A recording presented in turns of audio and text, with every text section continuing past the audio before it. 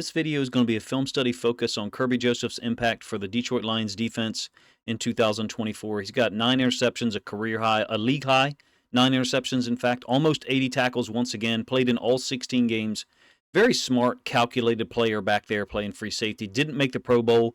I would be remiss if I didn't include some commentary about that. I wanted to get this video done on Thursday. I'll give a brief explanation as to why I didn't here in a moment. But look, he's got great ball skills, great hands, college wide receiver. I think there was a season where he actually played receiver and DB at the same time at Illinois, but I could be wrong.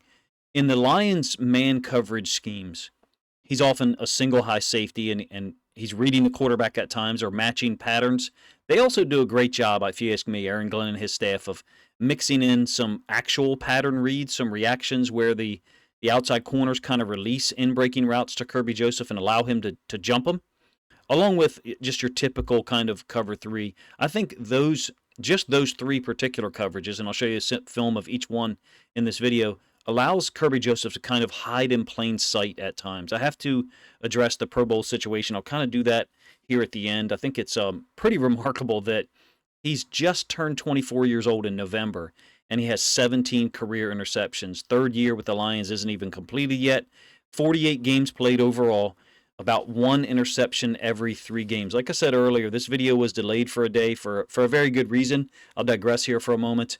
Don't ever doubt or question the amount of generosity or the people that are out there to be helpful, influences, or people that want to encourage others or help others. I was blessed enough yesterday to receive a tremendous technology upgrade with my devices and the procedures that I go through to produce content. Really can't be overstated that a Lions fan named Carl randomly contacted me and has since provided me with a tech upgrade, probably by a factor of 50, maybe 100. So just a word of encouragement for anybody else out there who is considering helping others or maybe feels like you need help yourself. There are people out there, and in this case, I was extremely blessed on Thursday. It actually delayed my production of this video, but it was for good cause and for good reason. So in any case, it's just another example of the Lions fan base really being a blessing to me and this channel, whether it's views, whether it's comments, or joining my Patreon/Discord, or in this case, like I said, a very generous and helpful person named Carl that at this point I would consider a friend, who assisted with some technology problems that I had in a manner that makes the production process a whole lot smoother and more enjoyable on my end, and hopefully yours as well. Let's get to the film here. And look, we'll focus on the 49ers film initially, and then I'll talk about some season-long stuff. This is his first interception. Actually doesn't count. I think it's technically ruled incomplete. He's spot shadowed a little bit here on the left-hand side of your screen. It's a 1st and 10. The 49ers are up 28-14. And so Branch is tracking Kittle's. It's a tight end leak situation, so play action by Purdy in this direction, and the tight end, in this case Kittle, is going to block down. He's going to continue to work across here, and Branch tracks him. So Branch ends up, I think Branch is almost so strong sometimes, he doesn't know that his contact, maybe he does know, that his contact is going to impede or dislodge someone. He almost reminds me of like a great NBA defender who can put his hands on a guy with a ball handler, a point guard, or anyone who's trying to handle the ball, and hand check them off their position. In this case, really knocks Kittle down. I mean, is there a little bit of a selling point by Kittle? Maybe. You know, it's not the focus of this video, but I think it kind of has to be covered. Kerby Joseph is dealing with Samuel here, trying to match whatever route he runs against Amik Robertson. And then the range, the ball's already out here, guys. There's the ball, and here's Kerby Joseph all the way back here, next to the right hash for the defense, left hash for the offense, and down between the bottom of the numbers and the sideline, makes a diving catch. Well, like I said, technically it was ruled incomplete. DPI, rightfully so, called on Brian Branch. I really love the level of force that Branch plays with, even though in this case he got called for a penalty. Very next snap, which is why I led with that, even though it didn't count. And Kerby Joseph is just off the frame, left-hand side for you guys. 28-24, like I said, very next play. Ball thrown high by Purdy. I think Amik Robertson kind of impedes Pearsall's route as well. You just can't, I don't think you can overstate how dangerous it is to throw directly into Kerby Joseph's location. He's, like I said, great ball skills, great hands, Actually catches it with his body, I think, on this one. Really a game-changing moment. It's 28-24 at this point, I believe, in favor of the 49ers. And this situation helps the Lions go down and basically take their first lead of the night, on a night when their defense was clearly having trouble. End zone angle of the same play, like I said, into the third quarter. Pearsall running that in-breaking route. My line might not be written, drawn at the depth, but this is Kerby Joseph's feet right here. Slight disruption by Amik Robertson twice, right at the line, and then right near the top of the route. But Pearsall's, quote, pushing. I mean, they're both making contact with each other. And that slight delay, I think, right here, where Pearsall has to push off a little bit and Robertson's making contact, I believe holds him up from being a little bit further in this direction for where Brock Purdy thinks he should be. That's a possibility. Or Brock Purdy just threw it too damn high, which is also possible as well. In any case, Kerby Joseph right there to make, this is a game-changing play, and he's had a bunch of them this year. The interception return for a touchdown against the Packers, I'll show that a little bit later in the video, late in the second quarter, that pushes it from 10-3 to 17-3. That's just as important. He reminds me almost a lot of Marlon Humphrey this year, where his picks, his turnover-worthy plays have really changed the tone and tenor of the game completely, and this was one of them. Like I said, it allowed the Lions to go down and take their first lead at 31-28 on the fourth down touchdown pass to St. Brown. 49ers get the ball back. A little bit later in the fourth quarter, Detroit's actually added a field goal to make it 34-28. I think we're a little bit less than 8 minutes left in the game here, and you're going to get another in-breaking route by Pearsall. I think this is cover 3. It's a play action, so the second-level defenders are pulled up, and I think that Brock Purdy believes that, oh, this is cover 3. I've got defenders who have moved forward, in the case of Melifonwu and inside linebackers, so this in-breaking route to Pearsall is going to be wide open. Well, it would be normally, but Kerby Joseph is he's just special. When I say hiding in plain sight, what I mean is, well, first of all, there's nothing to hold him. There's really no route to hold him, to possibly threaten him from the other side.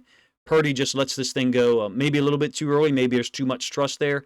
But I think that this is a route that I saw 3 times earlier in the game that have been successful, meaning Pearsall was able to get open underneath on a play-action concept. And I certainly don't mean to say that Kerby Joseph allowed all those completions to occur, but there's an element of baiting here, if you ask me, or conditioning of the quarterback, meaning he's allowed to complete that so many times that later in the game, in this case the fourth quarter, he believes that it's going to be there again, and this time Kerby Joseph decides to go ahead and drop the hammer. Let me know what you think of that analogy or that description. It's a pure cover 3 look. Again, I'm not sure what Brock Purdy, there's nothing to indicate that Kerby Joseph would be, quote, jumping this route. Look at the guys moving forward. Nowoski's quickest to recognize it. Jalen Reeves-Maben and Melifonwu a little bit more downfield, and those are the guys that create the window for Purdy to throw through. Really, Kerby Joseph shouldn't be there, but because they've thrown that route so many times in this game, he recognizes it earlier than he did earlier in the game, perhaps, and then breaks on the ball. Beautiful play. This one really was the final nail for this game, if you ask me. Yes, the Lions still had to go down and score, but watching the gameplay of this one, you pretty much knew they were going to.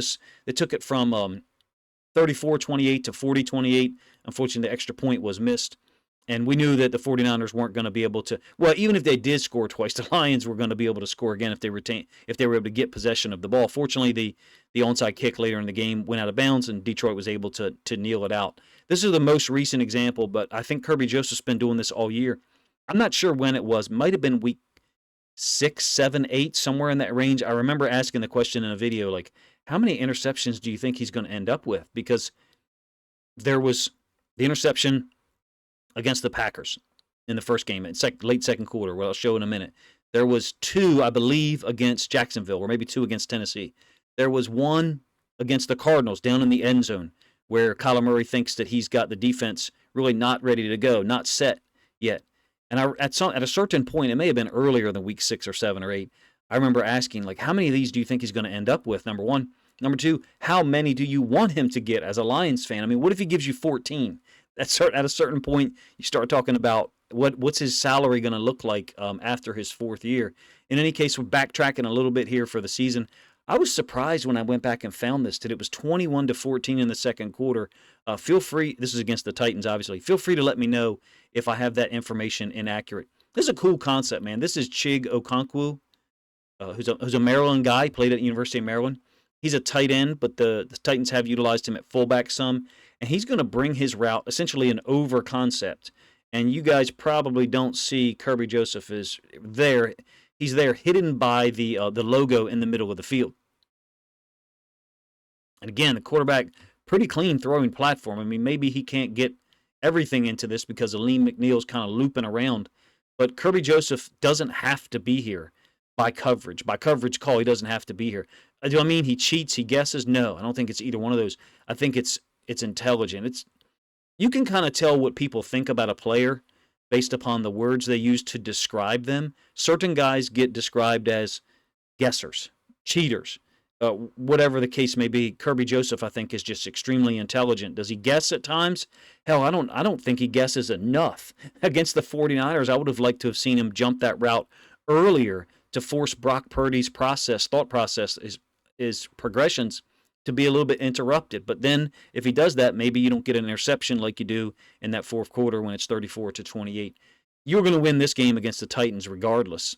But other games, if you ask me, he's had a huge role in. This is against Arizona, week 3, and it's early in the third quarter, as you can tell. Lions, I think, are up 20-10. I don't believe either team scored in this half.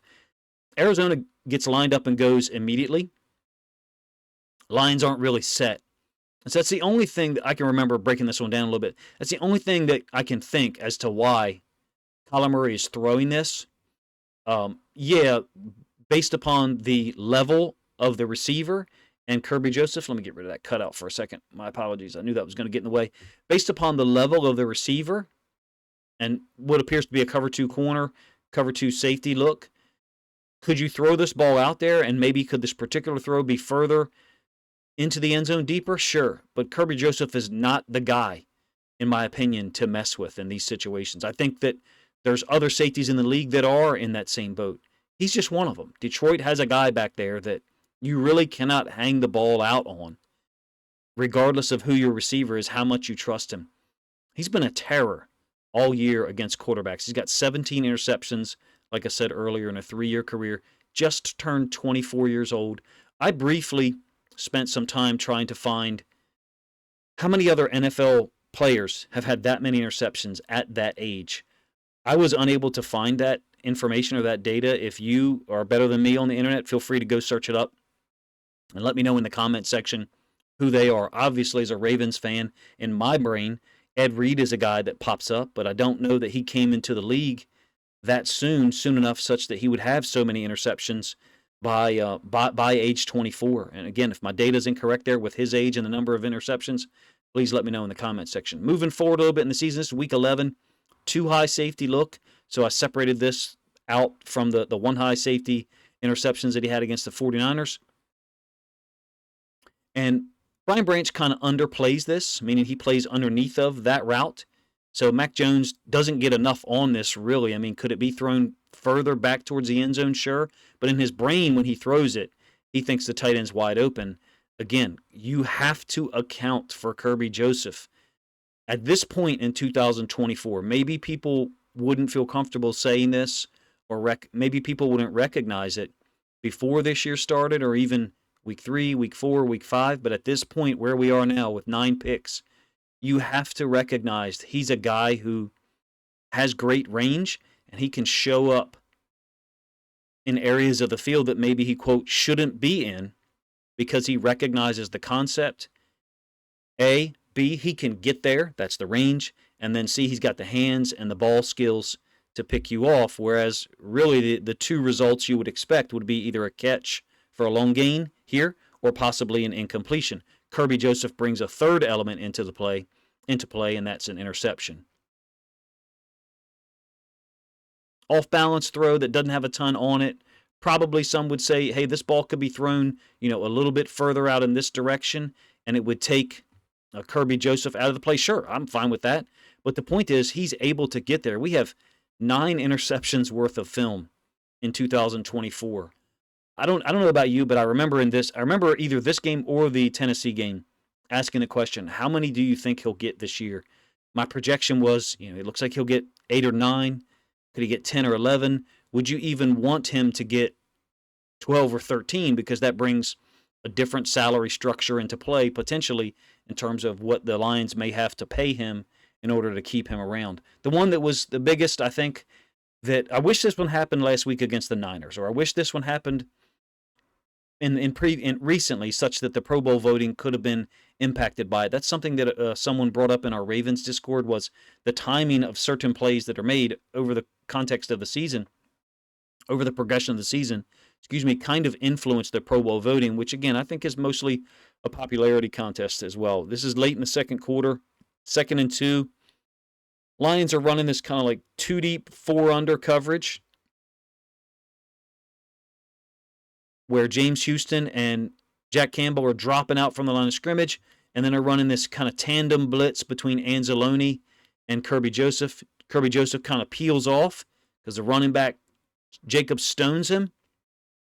You kind of lose him here in the all-22 angle, so we'll show the end zone angle a whole bunch. This one really struck me because it's wet, and you could tell that it's wet by the way that Love handles the football, by the way he actually kind of releases it. There's Anzalone and Joseph. He hasn't been used up near the line of scrimmage a lot, and I don't think he will be moving forward because you have Brian Branch, you have Melifonwu. Those guys are naturally good at it. I almost wonder if you're doing the defense a favor by doing the offense a favor by pulling him up near the line of scrimmage. But in this case, look how it worked out. He's just a playmaker. I haven't played any of the Madden or NCAA games in years. Well, I mean, nobody's played NCAA in years, and not a new one anyway. I remember seeing plays like this and thinking, that wouldn't happen in real life. It sure as hell does when you're dealing with somebody with his kind of ball skills.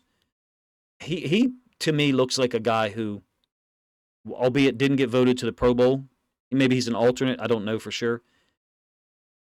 But the plays he's made, he looks like an all-pro to me. And I get it, Xavier McKinney is worthy. There's other free safeties involved. This is a guy who's made multiple game-changing plays. I said earlier in the video that I think the Pro Bowl voting is a real popularity contest. Fan bases can inflate votes for their players. I'm aware of that because Ravens fans constantly are putting things on Twitter. Vote for this guy. I'm sure Lions fans do the same thing. At this point, he's got that pick 6 against the Packers, 8 other interceptions. Just a real eraser back on the back end. Xavier McKinney, look, he's incredibly deserving as well. There's one game left. What if one of those two guys, McKinney or Kerby Joseph, has like a 3-interception game or somehow scores 2 defensive touchdowns? And we've already voted for the Pro Bowl. That's another weakness I think that's inherent with the system. You're welcome to let me know. I probably sound quite negative about the Pro Bowl voting process, and I understand that that may be an outlier in terms of most people's opinions. I find it a little insulting that we vote so early, but I get it. You don't want to vote after the last game of the season. Teams or players are pretty much gone out of the building soon thereafter. I think with all the injuries that have occurred for this team, for Kerby Joseph to be putting up these numbers, his 9 interceptions this year is more than his interception total of his first 2 seasons. He had 4 picks apiece in 2022 and then 2023. And now he's exceeded that. It's pretty remarkable if you ask me. There's other factors involved, the coverages that are played, but you've generated less pressure this year than in some cases in 2023 because of the injuries to Aiden Hutchinson, Marcus Davenport, Derek Barnes as well, Aleem McNeil now being out for the season or for an extended period of time. There's been less pressure generated, and Kerby Joseph still has doubled up his interception total. If there's anybody who considers himself a coverage expert that's checked this video out this long, feel free to let me know what your thoughts are of him. Is he a gambler? Is he a guesser? Is he somebody who betrays his area of responsibility? I don't think so. I mean, to my mind, I can remember maybe twice in the past 3 years where I felt like Kerby Joseph kind of jumped a route too soon. If anything, I would say he almost errs on the side of being conservative oftentimes. And so that just makes it all the more remarkable, in my opinion, that he's taking advantage of the opportunities that are there in terms of getting interceptions. When the ball is in his area, essentially, he makes the catch. Wide receivers have a catch percentage, meaning their catches to total targets. I would be very interested in what Kerby Joseph's interception to interception opportunities percentage is. In my mind, just thinking right now off the cuff, it's got to be 85, 90% plus. I really struggle to think. Maybe I can remember one dropped interception from 2023 along the home sideline in Detroit, but I could be wrong there. Feel free to let me know what you think of that thought in the comment section. What you think his conversion percentage would be. I know it's not a real stat. I just kind of made one up. In terms of the Pro Bowl, is it impacted by his hits on Tyler Higbee and TJ Hawkinson? I sure as heck hope not.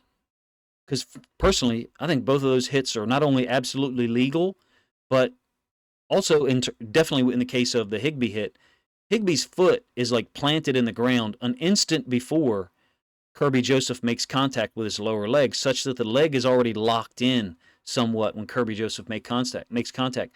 They haven't said yet that you can't make contact below the waist or below the thigh or below the knees. And in fact, anyone who's ever coached DBs or been around them at certain points will tell you you kind of have to go low in certain cases when you're outweighed by 40 or 50 pounds and someone has you out leveraged, meaning they're running side to side horizontal and you're closing ground.